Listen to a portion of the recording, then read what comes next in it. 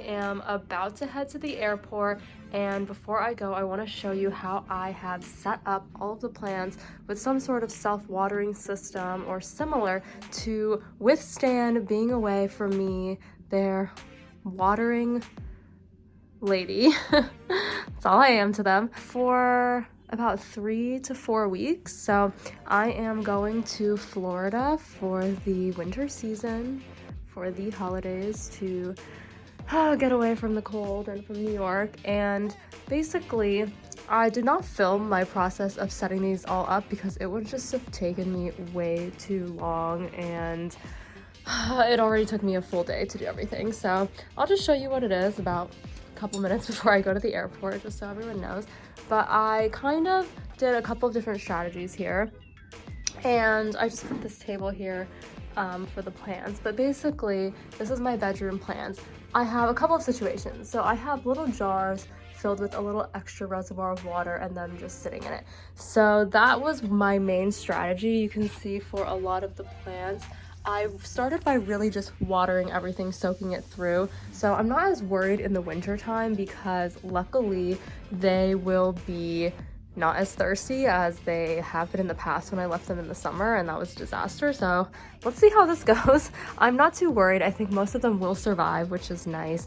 Or if they look a little dry when I come back, I think they will bounce back because one, in the winter they're not going to need as much water. There's not as much light coming in through these windows, so they are not going to dry out as quickly as they do during the growing seasons and the hot months, and things won't evaporate as much either. So that is one thing. So I decided to do like little extra pools of water for a lot of the ones I was afraid might dry out a little quicker, like these smaller pots here, and the ones I was a little more concerned about. For some of these that already are not doing that well, I just kind of soaked them through, and I'm gonna leave them and just see what happens and hope they come back to me, because I just didn't have the time or energy to do things with everything. Okay, anyway, enough talking. So first of all, I have some plastic bag situations. I'll start with those because I don't have that many. So these are basically my little rehab. So in a little plastic bag, I actually have an alocasia or calocasia bulb. Now I don't even remember which one it is, that I dug up, and it still had some roots, so I put it in there and it has some growth, which is nice. So this plastic bag is going to give it some humidity, which is really nice. So for moisture humid loving plants, a plastic bag is a really good option, especially for these small ones or propagations. What you want to worry about if you do this is that things could rot. So this I watered a really long time ago, and I've actually just put it in the bag. So you can see there's a little bit of moisture in there, but it's not going to be sopping wet and not able to dry. So similarly, I have some philodendron Brazil cuttings here that I gave a little bit of water and just put them in this bag. Now, I don't have a lot of hope with this because I think these are just doing really badly. I don't know if it's because of a pest or something like that, but I'm hoping that the humidity of the bag will just kind of give it a new life when I come back. But if not, I kind of see it as a goner. And finally, this is one last little calocasia. I think this is the calocasia mojito, maybe. Also in a bag, excuse me. And that is a new leaf that grew. So these have been in, except for this one, these have been in bags rehabbing for at least a week or two. So I'm keeping them in the bag. Then I have these situations. So I tried to put everything into some sort of pot, that like a cache pot that collected water, or into some sort of vessel like that, so it has water on the bottom. So I basically watered everything really thoroughly in the sink, really gave them all a lot of water, and then put them into their little pots and kind of added some water to that pot. So here, for example, there's a little bit of extra water. Some of the plants I didn't add extra water because I feel like they'll be okay after a good soaking and just kind of being dry for 3 to 4 weeks in the winter. It should be okay. So for that Monstera adansonii, for example, I just have it as is. I haven't had a lot of problems where this looks dry in like a week, whereas some of the plants look dry very quickly. So I also have like trays like this where I have some of these like takeout containers, and this is a little bit of standing water here, so they can kind of absorb some of that water. So they're already really moist, and then they can absorb more when they need it. It's really just gonna have them be soaked through for a while, which I'm kind of going for here because I'm gonna be gone for so long and they're gonna dry out. But again, it's winter time, so some of the worries that maybe some of these would rot, but let's hope they don't. Same for this one. So I have a little bit of that water there, and then also I have my humidifier going, which I might need to refill right before I go. Some more water pots here.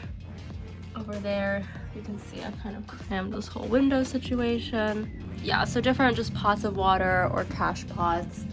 This begonia I have in a little tub of water. Same with this begonia. So I really moved around and rearranged a lot of the plants so that I could put them in little water pots or in plastic bags. So that's my bedroom. And then here I've got a couple hanging plants and that kind of thing with succulents, which I don't think will do that badly for a couple weeks. So I think they'll be able to spring back if I give them water as soon as I'm back. Okay, now the living room is a very similar setup to the bedroom. I've got like the tub, so I just use plastic containers, plastic lids from takeout, bowls that I had, that kind of thing. It's really convenient that I kept. And so I have pots of water. So especially for things like terracotta that I know is going to dry out really fast, I have those in water. I've got these in water, and I actually put these in water yesterday, and by the time I got up this morning, a lot of them had kind of emptied out. So I refilled the water a little bit. So they've been bottom watering in the night, but that way that they're really like soaked through. There's water in this little pot here. That way they're really soaked through and hopefully will be okay without any care for a while. So all of these, again, filled with just a little bit of water. I mean, it's just to help them, like, you know, withstand some time away. So I refilled the propagation stuff. You can see that there's a lot fewer plants than there were before because I'm taking a lot to Florida. So I kind of just cleared out the zone that I was like, you know what, this is probably gonna die while I'm gone. This one, there's no way it's gonna survive. I don't want it to die. I might as well let it have a new life in Florida. So that's kind of my method to my madness. I have a couple that use the string method. So with these, you have some sort of cotton string, for example, and you put it in a reservoir of water, and that will soak it up once the string's in the soil with water wicking, essentially. So I have a video about that as well, but I would have done more of the string method because I find that to be a really effective method. You could do something like that, have it be at the bottom with the string. I just didn't have the tools and the string to kind of create all of those and set everything up. It was a lot easier for me to get these takeout containers and to just add water and just give them like a little extra tub of water while I'm gone. So it took a lot of time when you have this many plants. You kind of just have to do what's easiest for you. So here, for example, is another one that is using the water wicking method. So the string's there, this is a Hoya, and it's in that tub, and then it's just sitting on that. So that's going to absorb into the plant. All of these have reservoirs of water. So usually this is something that I would not do if I were just doing normal watering. I wouldn't let them sit in all this water because that's going to lead to problems like root rot, fungus gnats growing. It's just they're gonna be sopping wet. But because there will be no care for these plants for a couple of weeks, and I usually water in the winter time every, I wanna say not once a week because that's a little frequent, maybe every 10 days, like every week and a half, maybe 2 weeks if I'm pushing it. Maybe some of the ones that get dry a little more easily. So I might be leaving, I haven't even booked a flight back, so I might be leaving for like a month. So I want them to just be able to survive in general, and then we'll deal with the consequences later. So it's better than them, I think, drying out way too much because I'm not going to be here to continuously water them, and none of my roommates will be here, which is why I'm doing this. Usually my roommates are here so we can at least like have them water it one time while I'm gone, and then they'll be okay. So because no one's going to be here, the plants have to fend for themselves. So here I've got some different plants. The succulents should be okay. I don't have any water wicking situation, any water tub situation with those should be okay without it. And then I have my plants from Indonesia, which I never have gotten a chance to pot up. One of them has since died, but I am keeping these in water. So this is the philodendron clairvoyum, something like that, gloriosum, I don't even know what this is anymore, but in a full tub of water. And then this anthurium, I think it's an anthurium clarinivarium, and a philodendron, I can't remember what it's called. I have to look at the video. Anyway, so here are the pots with the water. So yeah, they're just like filled up. They should be okay. It's a good amount of water. These I'm just leaving as is. This is another plant from Indonesia, this philodendron. I freshened up the water completely since these have been sitting in water for a few weeks since I got them. So I want that water to be really fresh and nice so that there's less of a chance of like molding and that kind of thing. And same for this alocasia dragon scale. So pretty. I don't want these to die, but if they do, that would suck. So I just have them in their water baths there.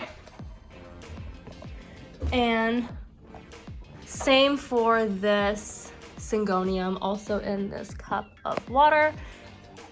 And same for some propagation. So I just refilled the water, put them in like a larger glass so they could really have a lot. And then here I have my ferns. I recently repotted this into plastic, which is gonna help not have it dry out so much because it was in terracotta before. So I did this like last week. And this is also a self-watering pot. So there's water that goes into there and then it kind of absorbs in the bottom, but this is still pretty moist. This pot tends to stay moist, so I think it'll be okay. The bigger plants I just watered. I didn't really put things because what is nice about the bigger pots is they take longer to dry out versus the smaller pots where there's just not as much soil. So here's another example of the water wicking string method. So you can see there's a string in the water. It's going to wick up into the plant there. So that's a wine glass. I'm using a combo of the different methods that I showed you how I did and experimented with in the past, which definitely check those out if you haven't. It's one of my highest viewed videos, can you believe it? So anyway, so that's my little setup. This is a little bonus. I'm just gonna show this to you. I don't wanna unzip it, but I guess I will. I basically packed a bunch of plants to take to Florida as well. Did I say I was going to Florida? Yeah, so these are a bunch of plants that I think need to be rehabbed in Florida. So I'm going to be giving those to my mom or just taking them to rehab for the couple of weeks that I am there. Again, it was way too much work to do this and film, so it's just done. It's just done. In the bathroom, so this is one of the bathrooms, similar thing. I put one in, well there's two actually, in a pot of water. This one's larger, so I think it'll be okay. We'll see. The water's on because Edward's about to shower, but I just want to show that I again have bowls of water, lid of water, bowl of water, bowl of water. That has a little bit of water in it. So these usually get a lot of moisture from the shower, as you can see, but they're not going to have that. So hopefully those bowls of water will be good for them. And finally, the plants in the office/guest room. So again, this is cleaned up a lot because I took a lot of plants out of here that were dying or to Florida, whatever. So another situation that I have are these globes. So I didn't have a lot of them. So this is where you basically fill water into this, turn it upside down, and it will slowly drip out into these. You have to buy these.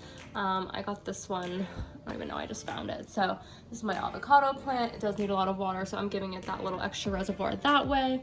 These were filled with water this morning. They already absorbed, so it is what it is. I might top them off with a little bit more, but these are succulents, so I don't have a lot of worries that these will dry out very fast and not be able to spring back, especially because they're not getting a ton of light in the winter. So I think that they have been thoroughly soaked through. They are sopping wet, I can feel that. So I'm just gonna let them be for a couple weeks because I think those can get away with it for a lot longer without having like a reservoir or anything like that. So that's the little succulent area.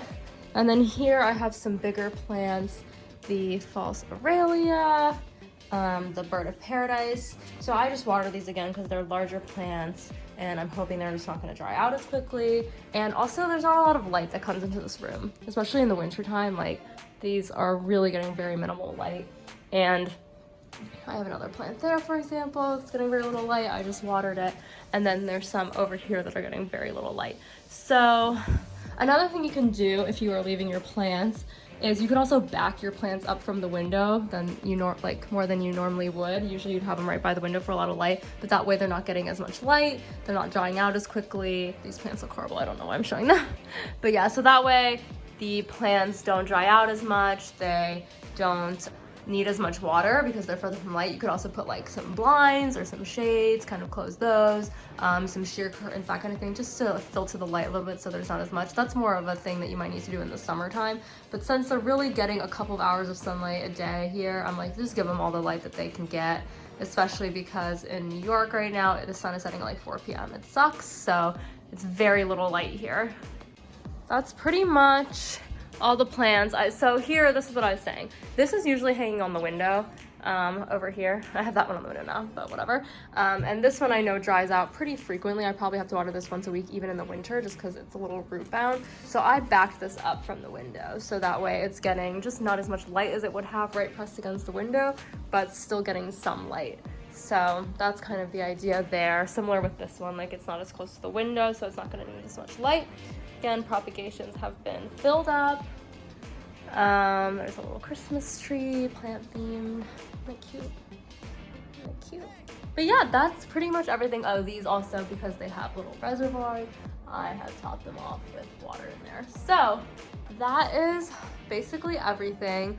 I will definitely show you all an update of what the plants look like once I am back from my travels. I'm glad I took this video now too, because part of me is like, let me just remember what they looked like in case there are any damaged plants coming out of this, so at least I have some footage of what my collection looked like before I abandoned them. I will definitely keep you all posted on how they look, what survived, what died, what was the best method this time around, especially for the winter, because I've only ever done this in the summertime. And hopefully everything looks as good or better when I come back and isn't dead. So I will definitely let you all know how these worked out. Don't forget to subscribe to my channel to see how all of the plants did after being alone for several weeks.